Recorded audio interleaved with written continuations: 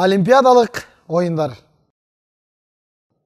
Олимпиада 4 жылда бир жолу өткөрүлө турган, дүйнө жүзүндөгү элдер чыдамсыздык менен күткөн, ар бир өлкө катышууга аракет кылган дүйнөлүк масштабтагы спорттук оюн. Олимпиадалык жарыштардан жеңип чыккан ар бир спортчу олимпиадалык чемпион намына ээ болот жана анын аты дүйнөлүк спорттун тарыхында алтын тамга менен жазылып калат.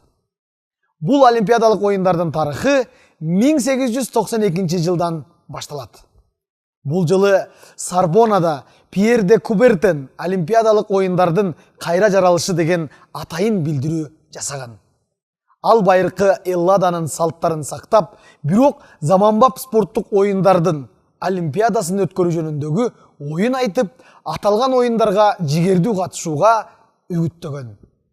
Эң негизгиси, бул оюндар 4 жылда бир жолу өтүп турушу зарыл. Ошондо гана дүйнөнүн бардык жаштары бактылуу күндөрүн өткөрүшүп, бир туугандык мамиле түзө алышат, деп терең ишеним арткан Пьер де Кубертен.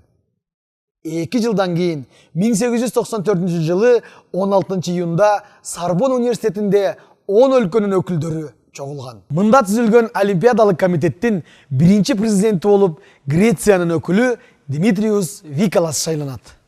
Ошентип, 1894 жылы 23 июнда Олимпиадалык оюндары кайрадан жандандыруу жөнүндө чечим кабыл алынган. Биринчи Олимпиадалык оюндар 1896 жылы Грециянын Афина шаарында өткөрүлгөн. Бул оюндарга 13 өлкөдөн 311 спортчу келип катышкан.